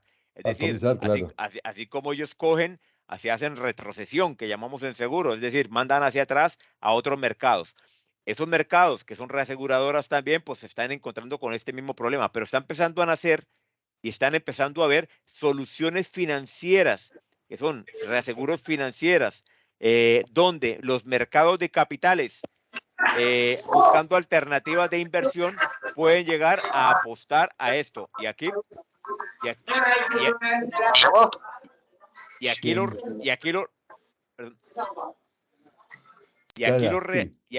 los reaseguradores también en esos análisis y en esa apuesta de innovación, porque han innovado bastante, están poniendo mucha tecnología a disposición nuestra, a disposición de las cedentes, a su disposición para lograr dimensionar las capacidades de su cartera, las exposiciones de sus riesgos y además entregar al cliente soluciones de finales, pues sencillamente ellos con sus elementos de transparencia pueden ofrecer al mercado de capitales para que esos mercados de capitales se interesen y puedan aportar capacidades a cada uno de los mercados y el crecimiento de las economías basado y apoyado en una buena protección de reaseguro, pues se tenga.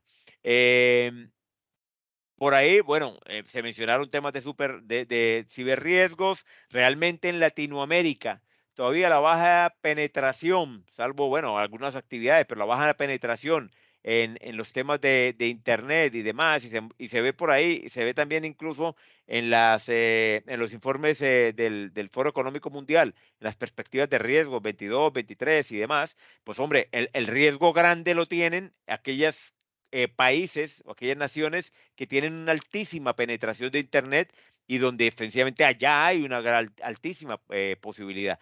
No están muchos los mercados de reaseguro viendo mercados pequeños. Es un mercado que es un potencial de negocio muy interesante.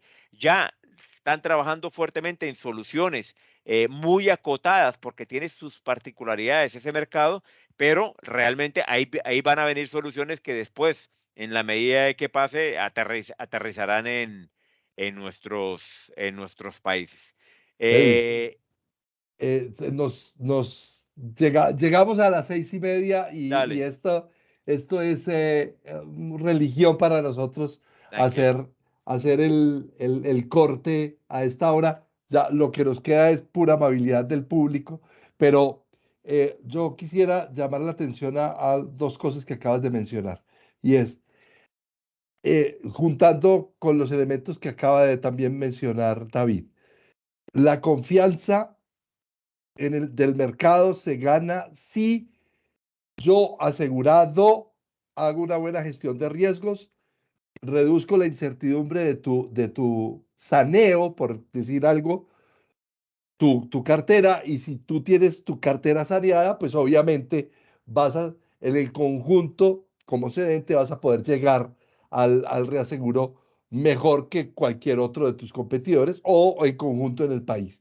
Y es algo que tenemos que empezar a sembrar en América Latina, y es la gestión de riesgos. No es una moda, es, es un trabajo que hay que hacer capilar en las organizaciones, en las grandes, en las medianas, en las pequeñas. No solamente un lujo para las empresas grandes, sino que es un trabajo capilar que se debe hacer para poder generar ese nivel de confianza con todos los stakeholders, en este caso yo asegurado con mi aseguradora, para que en ese nivel de confianza podamos hacer cosas. Yo eh, remito a dos catástrofes, dos incendios estructurales que han sucedido en la última semana en Colombia. Las dos fábricas de colchones más grandes de Colombia se quemaron en la última semana. Rangiflex y Colchones El Rey se quemó antier en la ciudad de Pereira.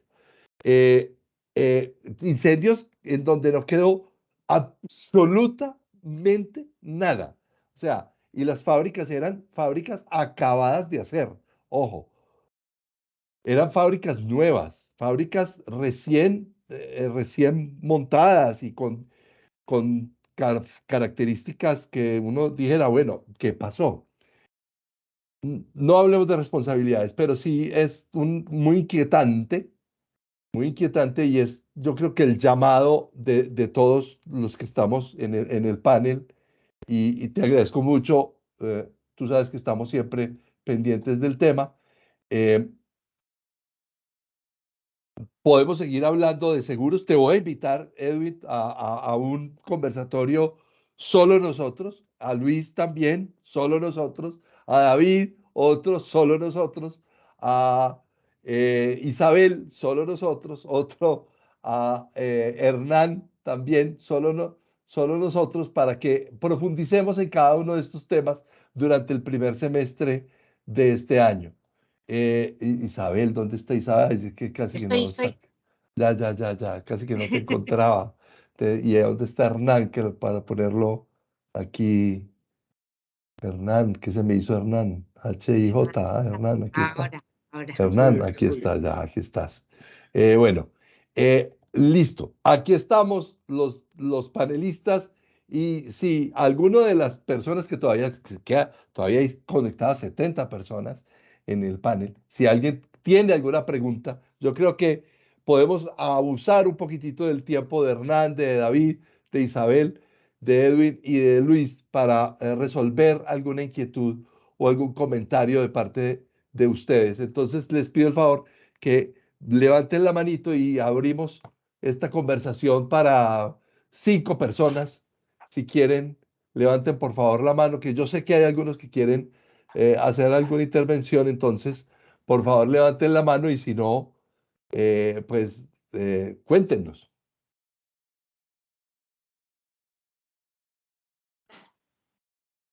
Ya hay una mano levantada por acá. Felipe. Buenas Felipe Castro. noches. Felipe, ¿cómo estás? Hola, no, lo que es Miriam Castillo de República Miriam. Dominicana. ¡Feliz Año Nuevo! Feliz año nuevo, Miriam. Feliz Sí, año sí, nuevo, es Miriam. que estoy desde el móvil de mi esposo. Muy bien, muy bien. Qué chulo, mira, qué buena exposición. Realmente, todas mis felicitaciones para ustedes. Ante todo y para 2 personas especial, doña Isabel, qué placer me da tenerla. Hice una maestría en seguro acá en Dominicana de UNIBE y mi tesis fue basada en su libro, Gerencia de Riesgo. Me alegro. Sí, de verdad que sí, un placer. ¿Qué pasa? Edwin, ¿cómo La tesis. está? Mi Miriam, ¿cómo estás, querida? ¿Cuánto tiempo? Bien, tú. Sí, de la maestría de UNIBE. Tú ibas a Sí, ser uno hombre, de los expositores. sí, pero por favor, de acuerdo muy bien. Sí, Qué sí, ¿cómo bueno. va todo? Muy bien, muy bien. Mira, ya ves, un 23 lleno de mucha emoción y sobre todo, aquí particular, con la excusa de mis compañeros del panel, pero estamos ávidos de conocimiento en República Dominicana. Se ha venido una cola hace un par de años, en los últimos tiempos, de empezar a traer conocimientos, porque justo, incluso, se está avisorando un cambio en la legislación, David, donde ya en la legislación de seguros, donde se va a avanzar en forma importante en muchos aspectos de los que aquí estamos tratando. Y de seguro, en las posiciones de motivos y demás, pues hombre, estaremos contando con ustedes, desearíamos, porque la importación de ese tipo de conocimiento nos nutre realmente. Nos nutre, Claro, así claro como que sí, formación, ¿cierto? Con algunos acuerdos exactamente. con INS allí en Colombia, Hernán, y demás, con mi querido amigo José Fernando Sarta y toda su gente, y bueno, pero nada. Estamos, Sí, estamos. sí, de verdad que eh, sí, muy, muy complacida de estar aquí en este conversatorio. Pero yo agrego algo, debemos tener control, el Estado en general. Porque a través del control es que podemos hacer una buena gestión de los riesgos. ¿Y qué conseguimos con la gestión de riesgos? Bueno, ir cerrando la brecha a la incertidumbre para entonces tener esta confianza que ustedes hablan, este optimismo, porque de verdad que esta situación después del COVID nos ha dejado en cierta situación que creo que si no ponemos de nuestra parte, todo el gobierno, Estado, ciudadano, vamos a caer en una situación y creo que sería un año catastrófico, diciéndolo así, a nivel político, social político. Y es bueno que ustedes con sus conocimientos pues nos ayuden a ir fomentando un poquito el tema del control, que debemos tener control en todos nuestros aspectos de la vida, como ciudadanos, como persona, como familia, etcétera. Sí, de eso se trata. O sea, nosotros en este espacio que es Conversatorios para la Sostenibilidad Empresarial, lo que hacemos cada 8 días es tener invitados de este nivel. Esto es una cosa bien complicada porque Claro, el claro. nivel es alto, entonces hay que mantenerlo, pero tener invitados de primer nivel para que nos den luces sobre los distintos temas. Hoy quisimos abrir los eventos de este año con este foro porque seguimos pensando que el universo no es solamente riesgos, sino que también tenemos que hablar de oportunidades.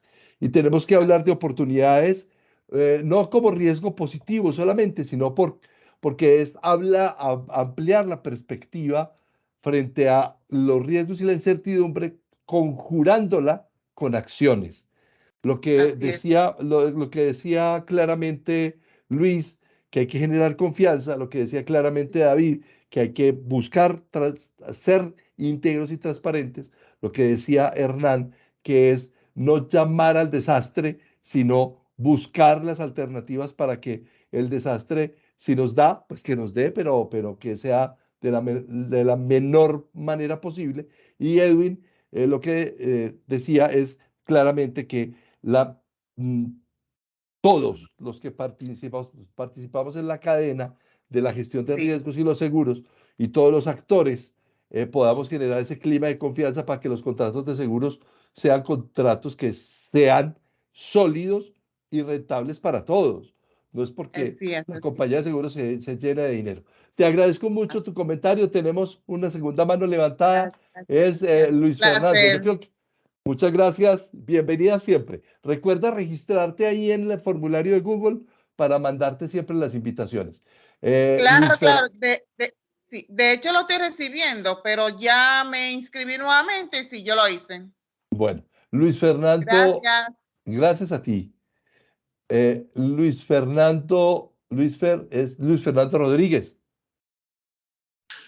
Carlos, cuánto gusto, ¿me Hola escucha? Luis, ¿cómo estás? Luis va a estar con nosotros también en este primer cuatrimestre conversando con nosotros. Luis Fer, ¿cómo estás? Bueno, no, Carlos, como siempre agradecerte este espacio, como decimos nosotros, qué cuadrilla de lujo la que trajiste para iniciar el año y qué aprendizaje los que nos llevamos el día de hoy. Yo quisiera hacer un aporte allí en dos líneas. La primera es que definitivamente es la normatividad legal y lo que está estrictamente como parte del cumplimiento para toda esta parte de la empresa y de lo que somos. Pero me hace especial sentido algo y es el tema de la confianza que escuchaba en uno de los panelistas. Vos sabes que la línea de alguna manera también va en lo humano y cómo nosotros hacemos frente a todo este entorno incierto, volátil, complejo y ambiguo al que nos estamos nosotros enfrentando. Allí, entendiendo de que esto no es lineal, sino exponencial, como nos lo dice uno de los autores grandes en todo este tema de seguridad, pues hombre, yo sí aporto siempre y aplaudo que estemos por encima nosotros como esos veedores permanentes desde la conciencia del ser humano y desde la posibilidad que tenemos para hacer todo esto posible. Si bien es cierto, enfrentamos este mundo de riesgos, pues hombre, tenemos que ser nosotros allí desde lo desde la labor que cumplimos y el rol que tenemos en cada una de las organizaciones para seguir haciéndolo. Seguimos enfrentando a diario situaciones que nos sacan y que nos llevan a entender que este entorno está exigiendo un relacionamiento diferente con él, en el mundo de los riesgos, en el mundo de la seguridad y en el mundo de entender de que nosotros como profesionales en este medio todos los días debemos estar a la vanguardia expectantes y sobre todo en las posibilidades de acción y de reacción. Es un aporte simplemente, Carlos, y agradecerle a cada uno de los panelistas. De verdad que qué buen inicio, hombre, te felicito. Muchísimas gracias, Luis. Quiero adelantarles varias cosas. Vea. Vamos a tener a Luis Fernando hablando sobre precisamente el mindset de gestión de riesgos. Vamos a tener a Stephanie Montaño desde El Salvador para hablar de blockchain y de criptomonedas. Y nadie mejor que ella para ilustrarnos y mostrarnos ese tema en relación a los riesgos. Es una persona súper brillante. Vamos a tener nuevamente a Alberto Rey, el especialista vamos a hablar con Alberto sobre gerencia de la incertidumbre, un nuevo concepto sobre cómo gerenciar la incertidumbre. Alberto Rey va a estar trabajando, va a hablar con nosotros del tema. Solamente para adelantarles algunos temas Con Hernán tenemos una conversación sobre el nuevo contrato social que tenemos que desarrollar desde hace rato con Hernán Avendaño, y tenemos un conversatorio que queremos desarrollar también en este cuatrimestre con él. Con Isabel, pues siempre ella, no queremos molestarla mucho porque ella siempre se conecta los jueves, entonces esa trasnochada de ella, esa fidelidad, ese madrinazgo, lo agradecemos infinitamente. Con Edwin tenemos unos retos importantes para este 2023 conjunto. De entrada, también les cuento que vamos a hacer la cohorte de coaching en gestión de riesgos y oportunidades que arranca a finales de marzo de este año, a principios de abril. No tengo muy claras las fechas. Marzo, abril empezamos en la cohorte de gestión de riesgos y oportunidades, el coaching certificado por Aplus, y vamos a seguir trabajando con todos nuestros clientes y con todos ustedes en buscar la mejor manera de que esta gestión de riesgos se nos vuelva capilar para todos. Muchas gracias por su tiempo. Muchas gracias por su tiempo, por su generosidad, por su cariño. Tenerlos aquí siempre será para nosotros un honor.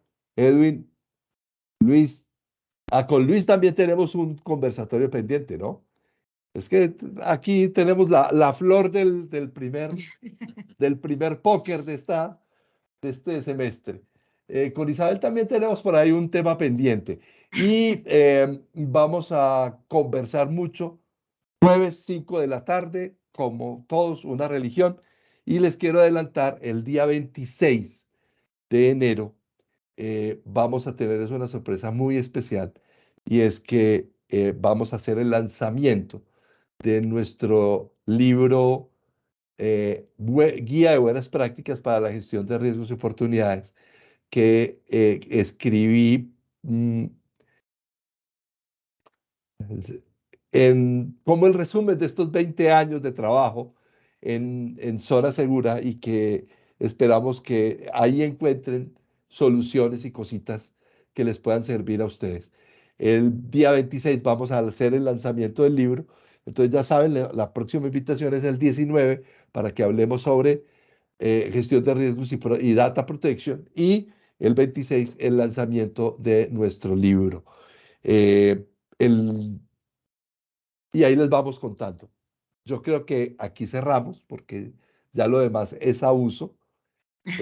Y muchísimas gracias. Por favor, un comentario cada uno de ustedes para el cierre y nos vamos. Empecemos por Isabel. Bueno, pues yo creo que es pequeño parte positiva de que, bueno, comenzamos un nuevo año. Creo que hay muchas oportunidades que podemos utilizar y, bueno, como siempre digo, ver la parte positiva dentro de la situación que tengamos. Vale. Sigamos con David. Yo creo que, nada, agradecerte, Carlos, agradecerlos a todos por la asistencia. Creo que tenemos muchos retos por delante en este nuevo año. Hay un aprendizaje que hemos tenido muy duro a cuestas, con tanto shock.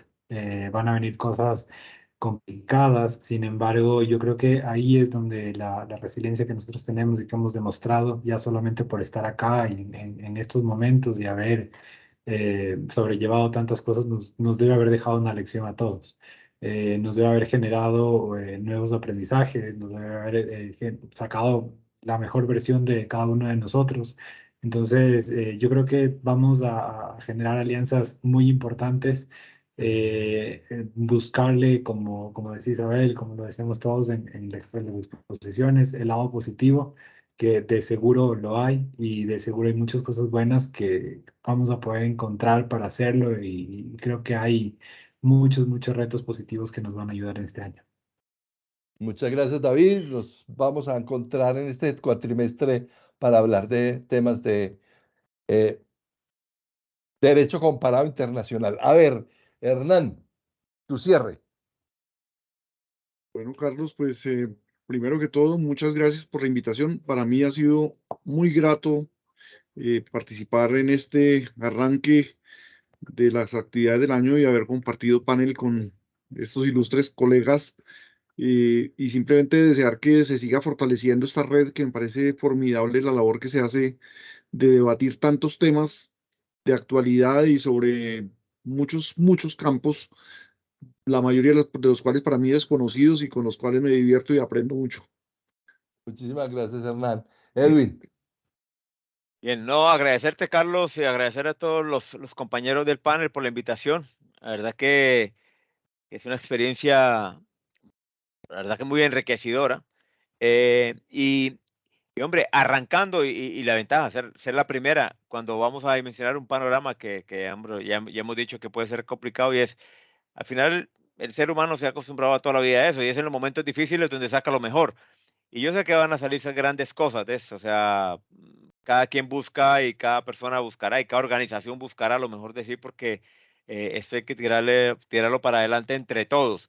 E iniciativas como estas, que ya trascienden las fronteras colombianas y que ya empiezan a hablar de otro mercado, pues hombre, son una gran ayuda para despertar esos intereses y tener y adquirir esos conocimientos. Entonces, grandes cosas, muchas felicidades. Nuevamente, feliz año. Yo creo que ya un poco tarde porque vamos como volando en el año, ya estamos a 12, a 13 ya allí 43 de cerca de diciembre. España. 43 de diciembre.